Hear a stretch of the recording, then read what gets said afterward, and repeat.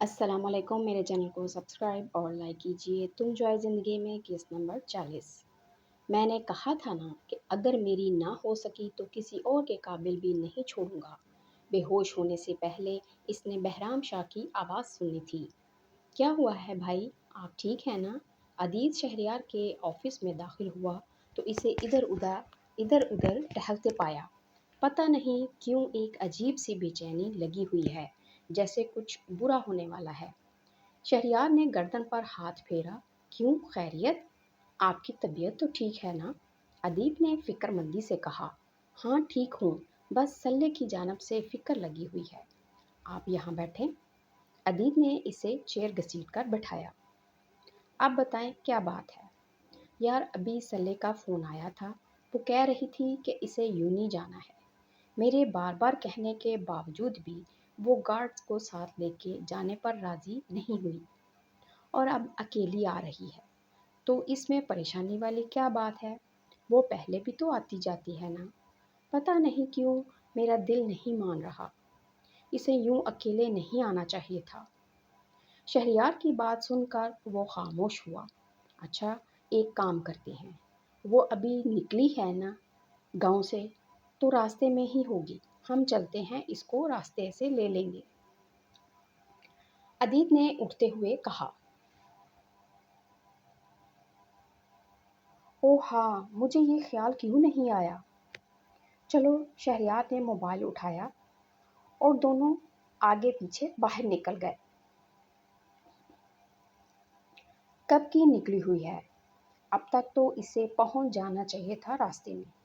کہیں بھی نہیں ہے، کہیں بھی نہیں ملی۔ وہ تقریباً آدھے سے زیادہ راستہ طے کر چکے تھے۔ تم اسے کال کرو، ہو سکتا ہے یوں ہی پہنچ گئی ہو، شہریار نے کہا تو ادیب اس کا نمبر ملانے لگا۔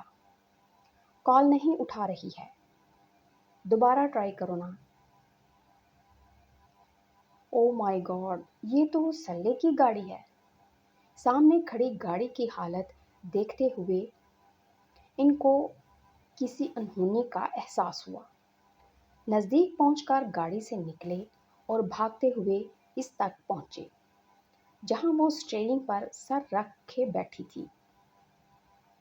سائیڈ شیشہ ٹوٹا ہونے کی وجہ سے شہریار نے اندر کی جانب سے دروازہ کھولا اور اسے سیدھا کیا۔ وہ ہوش و حواس سے بیگانہ پڑی تھی۔ ماتھے سے خون بہہ کر اس کے چہرے کو تر کر چکا تھا۔ کانچ کا ایک چھوٹا سا ٹکڑا اس کے ہاتھ اور گال پر چبھا ہوا تھا۔ شہریار کرنٹ کھا کر پیچھے ہٹا۔ سلے، بھائی کی جان، ہوش کرو، کیا ہوا ہے؟ ادیب نے اس کا گال تو تھپتھپایا۔ ہٹو، اسے ہاسپٹل لے کر جانا ہوگا۔ شہریار نے خود کو سنبھالتے ہوئے جلدی سے اس کو ہٹا کر پیچھے کیا اور امثال کو گاڑی سے نکال کر اپنی گاڑی کی طرف بڑھا۔ ادیب بھی پلٹا جب اس کی نظر گاڑی کے ٹائر پر پڑی۔ آ جاؤ نا، منہ اٹھا کر وہاں کیوں کھڑے ہو؟ شہریار اسے وہیں کھڑے دیکھ کر دھاڑا۔ اس نے جھک کر گولی نکالی اور جیب میں ڈال کر ڈرائیونگ سیٹ پر جا بیٹھا۔ بیٹا اٹھو، آنکھیں کھولو نا۔ شہریار اس کا سر گود میں رکھے ایک ہی بات دہرائے جا رہا تھا۔ مجھے تمہاری بات نہیں ماننی چاہیے تھی، سلے، اکیلے نہیں بھجوانا چاہیے تھا۔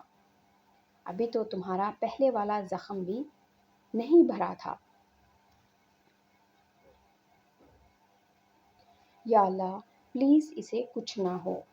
شہریار نے اس کے بالوں پر لب رکھتے ہوئے دعا کی۔ ادیب، یہ آنکھیں کیوں نہیں کھول رہی ہے؟ وہ بے بسی سے کبھی امثال کو پکارتا تو کبھی ادیب سے بات کرتا۔ پتہ نہیں میرا بچہ کب سے بے ہوش پڑا ہے۔ تم تو گاڑی تیز چلاؤ نا یار۔ ادیب نے لم بھیجتے ہوئے گاڑی کی سپیڈ بڑھائی۔ دیکھیں، فکر کی کوئی بات نہیں ہے، سر اور ہاتھ پر چوٹ لگی ہے، اور ان کے پہلے والے زخم پر بھی کانچ چبھا ہے۔ ہم نے ڈریسنگ کر دی ہے، آپ شام تک انہیں گھر لے جا سکتے ہیں۔ ڈاکٹر نے پروفیشنل انداز میں انہیں آگاہ کیا تو دونوں نے گہری سانس خارج کی۔ تو وہ بے ہوش کیوں ہیں؟ ادیت نے بے چینی سے پوچھا۔ پریشان مت ہوں، اکثر ایسی سچویشن میں انسان شوق کی وجہ سے بے ہوش ہو جاتا ہے۔ اب وہ ٹھیک ہیں، تھوڑی دیر تک ہوش میں آ جائے گی۔ آپ میرے ساتھ آئیں۔ وہ لوگ حویلی پہنچے تو ان تینوں کے کپڑوں پر خون اور امثال کے ماتھے پر بندھی پٹی دیکھ کر ساریہ بیگم کی چیخ نکلی تھی۔ ان کی چیخ سن کر آن کی آن میں دونوں حویلیوں کے افراد اکٹھے ہو گئے۔ یہ کیا ہوا ہے شہری؟ کچھ نہیں ماما، ہم سب ٹھیک ہیں، بس سلے کو چوٹ لگی ہے، آپ اسے بیٹھنے تو دیں نا، زیادہ دیر نہیں کھڑی رہ سکتی۔ ایکسیڈنٹ ہوا ہے، گاڑی کم سپیڈ سے چلا رہی تھی، اس لیے اللہ کا شکر ہے زیادہ نقصان نہیں ہوا، شہریار نے ماں کو بٹھاتے ہوئے بتایا۔ کس سے ٹکرائی ہے گاڑی؟ راسم شاہ نے پوچھا۔ درخت سے شاید سنبھال نہیں پائی تھی گاڑی، اس لیے۔ بھائی ایکسیڈنٹ ہوا نہیں، کروایا گیا۔ ادیت کے انکشاف پر سب دنگ رہ گئے۔ کیا مطلب؟ شہریار بے اختیار اٹھ کھڑا ہوا۔ یہ بلٹ گاڑی کے ٹائر میں تھی اور بونٹ پر بھی سوراخ تھا۔ ادیت نے جیب سے گولی نکال کر شہریار کے سامنے کی۔ یا اللہ، یہ کون منحوس ہاتھ دھو کر میری بچی کے پیچھے پڑ گیا ہے؟ بی جان نے امثال کا سر چوما۔ کچھ پتہ نہیں چل رہا ہے دادو، لیکن آپ فکر مت کریں، جلد ہی کچھ نہ کچھ ہو جائے گا۔ عادل کو فون کرو عاصم، وہ جہاں کہیں بھی ہے ابھی کے ابھی واپس آئے۔ پولیس میں ہے، کچھ تو سراغ ملے گا کہ کون ہے وہ خبیث کی اولاد جو ہماری لاڈلی کے جان کا دشمن ہو رہا ہے۔ مصطفیٰ شاہ نے کہا تو عاصم شاہ نے عادل کا نمبر ملایا۔ بند جا رہا ہے بابا سائیں۔ دادا جان، وہ اپنا موبائل یہیں چھوڑ گئے ہیں، ان کے روم میں پڑا ہے۔ اس کے بات سن کر انہوں نے سر جھٹکا۔ شاہ پتر، تو نے تو اس کو دیکھا تو ہوگا نا جس نے فائرنگ کی تھی؟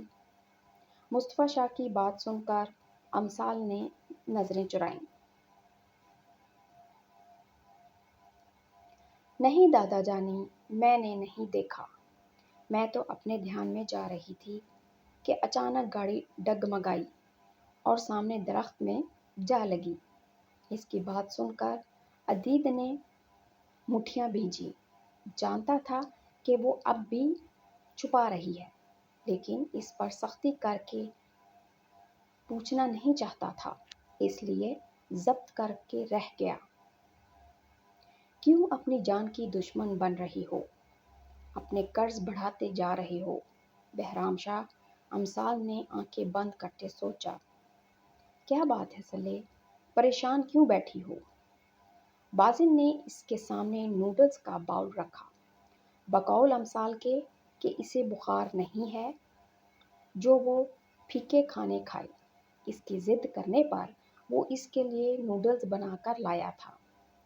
عادل کے گئے آج 10واں دن ہے، نہ تو وہ خود آیا ہے اور نہ ہی اس کی کوئی خیر خبر۔ مجھے فکر ہو رہی ہے۔ بات تو فکر کی ہے، اب تک آ جانا چاہیے تھا۔ باسل نے اسے نوڈلز کھلاتے ہوئے فکر مندی سے کہا۔ ہاں نا، 8 دن کا کہہ گیا تھا، آج 10واں دن ہے، پتہ نہیں ٹھیک بھی ہوگا کہ نہیں۔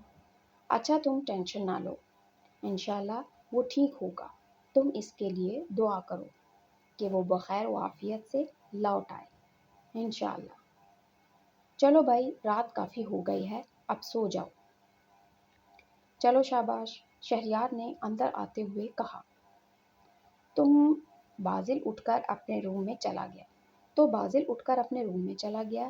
ابھی اسے سوئے کچھ ہی دیر گزری تھی کہ اس کا فون بجا، مگر وہ کان بند کیے پڑی رہی۔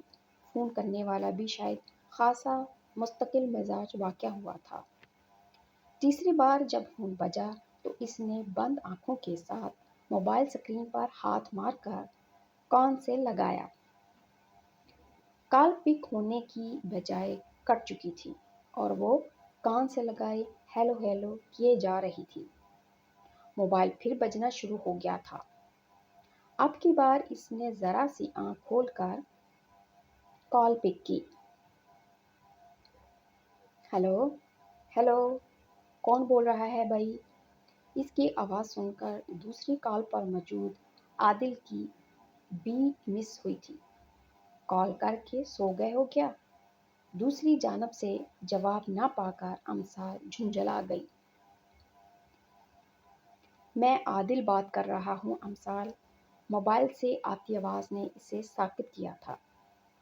اس نے پٹ سے آنکھیں کھولی۔ تم کیسے ہو؟ ٹھیک ہو نا؟ کہاں ہو؟ گھر آ گئے کیا؟ امثال نے سوالوں کی بوچھاڑ کر دی۔ اس کی بے چین آواز سن کر دوسری طرف موجود عادل کے چہرے پر دلکش سی مسکراہٹ پھیلی۔ آرام سے لڑکی، کیا ہو گیا ہے؟ سانس تو لو، اور میں ابھی گھر نہیں آیا۔ تم ایک کام کرو، میرے روم میں جاؤ، الماری میں ایک فائل پڑی ہوئی ہے، اس کی تھوڑی سی ڈیٹیل چاہیے مجھے، وہ بھیجو۔ تم کب آؤ گے؟ تم پہلے میرا کام تو کرو، پھر بتاتا ہوں کیا ہوا۔ سلے کچھ چاہیے؟ شہریار اس کی آواز سن کر اٹھ گیا تھا۔ نہیں بھائی، مجھے کچھ نہیں چاہیے، عادی کا فون ہے، میں سن کر آتی ہوں، آپ آرام سے سو جائیں۔ ٹھیک ہے۔ شہریار نے دوبارہ آنکھیں موندی۔ یہ شہری تمہارے روم میں کیوں سو رہا ہے؟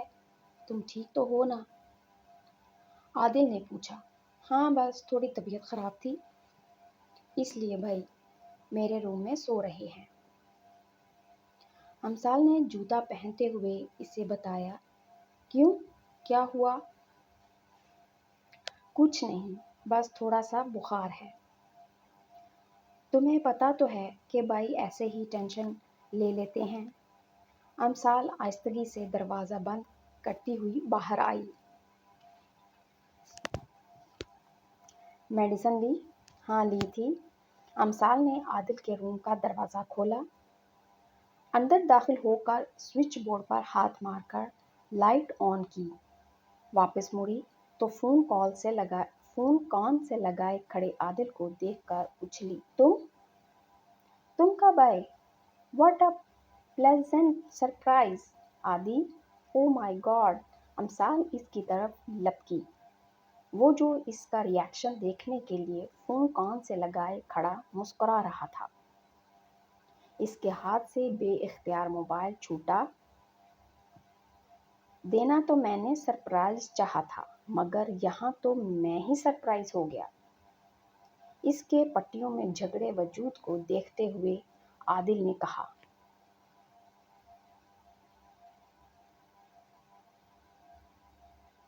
کیسے ہو؟ ٹھیک ہو نا؟ اتنے دن کیوں لگا دیے؟ میں تو ٹھیک ہوں، لیکن یہ تمہیں کیا ہوا ہے؟ اس کے ماتھے اور گال کی بینڈیج دیکھتے ہوئے اس نے پوچھا۔ کچھ نہیں ہوا، بس چھوٹا سا ایکسیڈنٹ ہو گیا تھا۔ یہ چھوٹا سا ایکسیڈنٹ ہے؟ عادل نے اس کا بازو پکڑ کر سامنے کیا، جس پر پٹی لگی ہوئی تھی۔ او عادی، چھوڑو نا، بیٹھو، تم اتنے دن سے گھر سے نکلے ہوئے ہو، 8 دن کا کہہ کے گئے تھے اور 10ویں دن بعد آئے ہو، اور آتے ہی تفتیشیں شروع کر دی ہے۔ تم اپنا یہ تھانہ وہیں چھوڑ کر آیا کرو۔ अरे मिट्टी डालो तुम मुझ पर, कुछ नहीं हुआ मुझे। अपना हाल देखा है तुमने? रंगत कैसे पीली पड़ गई, आंखों के गिर्द हल्के पड़ चुके हैं। क्या किया है तुमने अपने साथ? हाँ, आदल दबी दबी आवाज में धाड़ा तो वो सहम कर पीछे हटी। इसकी बिगड़ी हालत देखकर इसने गहरी सांस ली। I am sorry. आदिल इसको अपने साथ लगाते हुए माजरत की। काफी देर तक इसके सर पर अपनी ठोड़ी टकाए आंखें बंद किए खड़ा रहा। कह के गया था कि अपना ख्याल रखना, नहीं रखा ना? कभी तो मेरी कोई बात मान लिया करो। इसको खुद से अलग करते हुए इसके माथे और गाल की बैंडेज पर लब रखे। कैसे हुआ? यूं नहीं जा रही थी, शायद ब्रेक का मसला था तो गाड़ी आउट ऑफ कंट्रोल हो गई। अमसाल ने निगाहें झुकाते हुए धीमी आवाज में कहा, यही बात है ना? आदिल को इसका यूं निगाहें झुकाकर बात करना खटका था। वो तो आंखों में आंखें डालकर बात करती थी कि सामने वाला कंफ्यूज होकर रह जाता था। हाँ, यही बात है। अमसाल ने जरा की जरा नजरें उठाई थीं। अच्छा, मेरी चॉकलेट और शॉपिंग की है तुमने? अमसाल ने इसको यूं खोजते पाया तो इसका ध्यान भटकाना चाहा। हाँ, लाया हूँ। अभी लोगी या सुबह? सुबह दे देना, अभी तो तुम रेस्ट करो। वैसे भी शहरी बाई मेरे रूम में सो रही हैं, मुझे ना पाकर परेशान होंगे। अमसाल ने उठते हुए कहा, एक ये तुम्हारे भाई ना, अब तो मुझे इनसे सौतनों वाली फीलिंग आना शुरू हो गई है। जहाँ मुझे होना चाहिए वहाँ मौजूद होते हैं, आदिल ने जल कर कहा। तो अमसाल खिलखिलाकर हंसी। तुम्हारे इस बदतमीज से डिम्पल को मैंने बहुत मिस किया है। आदिल ने इसके डिम्पल को हाथ से छुआ। तुम मिशन पर गए थे या फ्लर्ट की क्लासेस लेने? अमसाल गाल से इसका हाथ हटाया। इसकी बात सुनकर आदिल दिल खोलकर हंसा। तुम मेरे इमोशंस को फ्लर्ट का नाम दे रही हो। फिर बात होगी, अभी तुम सो जाओ। बाय, कहती वो बाहर निकल गई। ये किसके लिए ले जा रही हो आदिल? वो मुस्तफा शाह के बुलावे पर इनके कमरे की तरफ जा रहा था कि किचन से निकलती जरवा के हाथ से जरदा के हाथ में सूप देखा। वो लाला सल्ले आपी के लिए। क्यों, इसे क्या हुआ है? आदिल ने नॉर्मल अंदाज में पूछा। मुस्तफा शाह का सुबह सुबह अपने कमरे में बलवाना ही इसको ठटक गया था। रात आते हुए भी इसने हवेली के अंदर बाहर गार्ड्स में इजाफा देखा था। वो इनका एक्सीडेंट हुआ है ना? ओहो, मैंने मैंने भी ओहो, मैं भी ना। आपको कैसे पता होगा? आप कौन सा यहाँ थे? जरवा ने माथे पर हाथ मारा। मैं बताती हूँ, सल्ले आपी का ना कल एक्सीडेंट हुआ है। और आपको पता है, अदीब भाई कह रहे थे कि एक्सीडेंट करवाया गया है। गाड़ी के टायर से बुलेट मिली है और इससे कुछ दिन पहले किसी ने इनको गोली भी मारी थी जो इनके बाजू में लगी थी। जरबा की बात सुनकर वो सख्ते में आ गया था। भाई, भाई क्या हुआ? जरबा ने इसको स्टिल देखा तो बाजू से पकड़कर हिलाया। हाँ, ये मुझे दे दो, मैं वहीं जा रहा हूँ। आदिल ने इसके हाथ से बाउल पकड़ा तो वो कंधे उचकाती वापस मुड़ गई। दस्तक देकर वो अंदर दाखिल हुआ तो अमसाल काउच पर बैठे हाथ में रिमोट पकड़े चैनल चेंज कर रही थी। अरे एसपी साहब, क्या लेकर आए हैं? मैं बता रही हूँ, फिर फीका सूप मैं नहीं पीऊंगी। अमसाल अपने ही धुन में बोले जा रही थी। इसने सूप इसके सामने रखा और गहरी नजरों से इसका जायजा लेने लगा। اگر یہ لے ہی آئی ہو تو پلا بھی دو، میں خود نہیں پی سکتی۔ امثال نے اس کے سامنے اپنا داہنا بازو لہرایا۔ اس کو یوں دیکھتا پا کر اسے جھنجھلاہٹ ہو رہی تھی۔ یہ سب کیسے ہوا؟ عادل نے اس کے ہاتھ سے ریموٹ لیتے ہوئے ٹی وی آف کیا۔ رات بتایا تو تھا، لگتا ہے بھولنے کی بیماری ہے تمہیں۔ ایکسیڈنٹ کیسے ہوا تھا؟ چمچ بھر کر سوپ اس کی طرف بڑھایا۔ مجھے نہیں چمچ سے پینا، حلق بھی گیلا نہیں ہوتا۔ تم ایسے ہی پلا دو، میں نے کچھ پوچھا ہے؟ آدھی کیا ہو گیا ہے؟ بتایا تو ہے بریک، سچ سننا ہے مجھے۔ تو بتا تو رہی ہوں کہ تم نے شاید سنا نہیں۔ میں نے کہا کہ سچ سننا ہے مجھے۔ تمہیں سمجھ نہیں آ رہا؟ عادل نے باؤل ٹیبل پر پٹکا۔ وہ خاموشی سے لب کاٹنے لگی۔ سلے مجبور مت کرو میں تم سے سختی سے پیش آؤں، کیونکہ بات تمہاری ہے اور میں رتی برابر بھی کمپرومائز نہیں کروں گا۔ اس نے گہری سانس لیتے ہوئے بتانا شروع کیا۔ سب کچھ ہو گیا اور میں بے خبر رہا، لعنت ہو مجھ پر۔ کون تھا؟ مجھے کیا پتا؟ سوپ تو پلاؤ نا، ٹھنڈا ہو رہا ہے۔